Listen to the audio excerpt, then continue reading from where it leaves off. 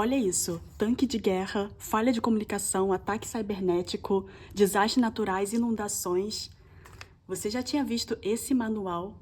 Se você não sabe, no final de novembro de 2025 até o início desse ano de 2026, toda a Holanda recebeu esse manual de sobrevivência. Esse manual está todo em holandês e só pelas imagens já assusta um pouco.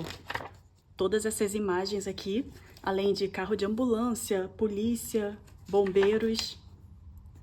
E ele vem com um esquema dizendo o passo a passo do que você precisa fazer nas primeiras 72 horas. Aqui ele tem uma lista de todos os itens que você precisa ter em casa como uma reserva de emergência, como água potável, alimentos não perecíveis, pilhas, baterias, documentos, dinheiro em espécie, porque caso alguma coisa aconteça, pode ser que nada funcione, nem celular, sinal, enfim.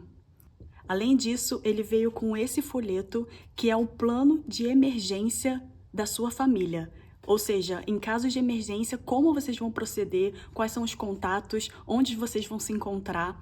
E eles também falam para você criar uma rede de contatos e de apoio junto com a sua vizinhança.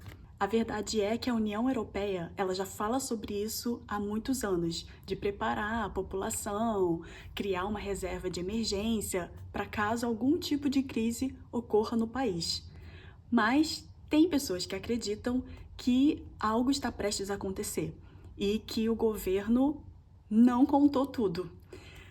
Então, existe uma tensão, e essa tensão, a gente sabe que a cultura do medo, ela gira a economia. O mundo não está tão tranquilo assim, tem situações políticas muito instáveis.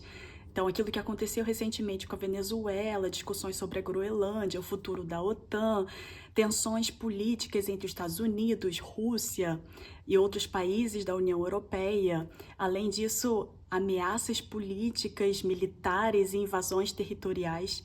Então, deixa todo mundo muito tenso. Tem as condições climáticas muito instáveis e desfavoráveis em várias regiões do mundo. Então, teve apagões também recentes na Espanha e em Portugal, que mostram que até os países envolvidos, eles podem ser pegos de surpresa. E eu não sei se você sabe, mas no início desse ano, a Holanda passou por uma nevasca muito grande que não acontecia há décadas. Deixou o país caótico. O aeroporto parou, várias linhas de trens cancelados, e ficou um caos. Ou festa para alguns que curtiram bastante com a neve, que não acontecia há muito tempo. Então, tem algumas situações que viraram até meme.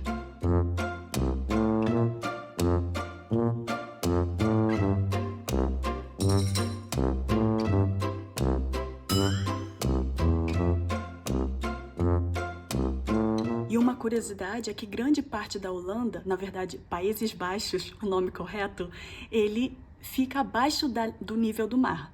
E o governo todo ano investe bilhões para manter um monitoramento em tempo real e manutenção periódica de diques, barragens, sistemas de bombeamento, para que a Holanda não seja inundada. Então, de fato, isso é um perigo real. E antes de contar a minha opinião sobre tudo isso, eu quero contar um fato. Toda primeira segunda-feira do mês, ao meio-dia, toca uma sirene no país inteiro. E a gente recebe um SMS do governo dizendo que é um alerta de teste. E é para casos de vazamento químico, incêndio industrial, nuvem tóxica e outras emergências graves. Ó, a sirene tocando. Hoje é 2 de fevereiro, segunda-feira. Toda primeira segunda-feira do mês toca essa sirene. A gente recebe ao mesmo tempo um SMS avisando que é um teste. Ela é bem alta, toca na Holanda inteira.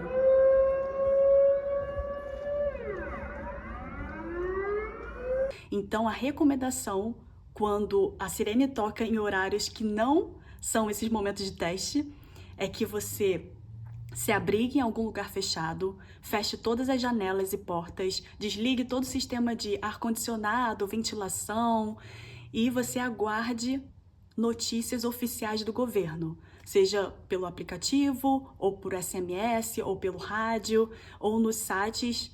Agora eu vou contar a minha experiência pessoal e a minha opinião. Eu li, obviamente, todo esse manual, que inclusive o meu bebê comeu parte dele, mas existe um QR Code que você consegue acessar diferentes traduções e línguas. E depois eu discuti com meu marido o que ele achava sobre o assunto. Ele perguntou para alguns colegas holandeses e eles falaram que nunca receberam isso na vida. Eu tive um sonho no domingo à noite. E eu sonhei que eu estava em casa, junto com os meus filhos, e de repente eu ouço a sirene. E não era sirene de treinamento, não era sirene de teste, era real. Estava acontecendo fora da primeira segunda-feira do mês e eu fiquei simplesmente aflita, eu fiquei desesperada no sonho. E eu não sabia se saía de casa, se ficava em casa, se pegava documento, enfim, não sabia o que fazer. Eu estava totalmente perdida, desorientada. E eu acordei desse sonho com o coração na boca, mas enfim, era um sonho, vida que segue, segunda-feira, normal. Só que eu esqueci que era segunda-feira, a primeira segunda-feira. E quando a sirene soou, meu coração parou, a alma saiu do corpo. Depois que ele voltou e eu caí em si, lembrei, até o cérebro conectar de que é a primeira segunda-feira do mês e o teste, não sei o que, recebeu o SMS e ver que nada está acontecendo fora do normal. Demorou um tempo. Mas não é meu perfil ser uma pessoa desesperada, desequilibrada. Eu sou, assim, a minha personalidade é ser serena, calma. É claro que em momentos de crise a gente nunca sabe como a gente vai reagir. Mas na grande maioria dos casos eu sou uma pessoa bem contida, podemos dizer assim. E eu só sei que no momento que eu caí em si, de que era uma sirene de teste, naquela hora o Espírito Santo falou comigo. E veio uma palavra no meu coração de: será que eu tenho mais medo de uma sirene tocando no país inteiro ou eu tenho mais medo da trombeta soando?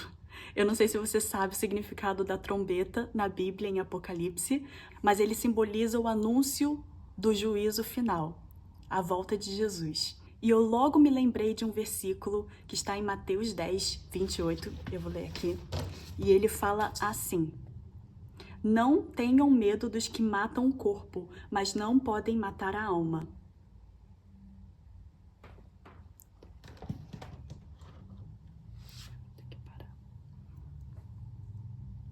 Eu vou ter que parar, que meu filho tá chorando. Voltei, depois de muito tempo. A sirene aqui de casa disparou, que no caso é o bebê. Tava precisando mamar, mas eu tava lendo Mateus 10, 28.